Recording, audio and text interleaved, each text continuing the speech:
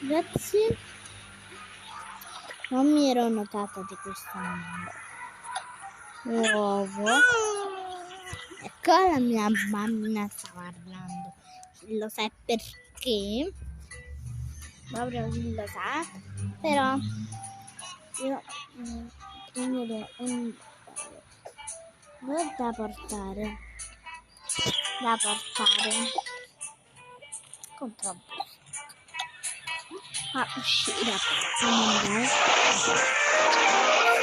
Spero di non mangiare. No, esatto.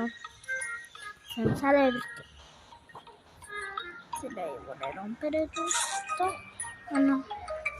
Ok. Oggi allora, la mia figlia che mi sente ancora. Grazie e ciao.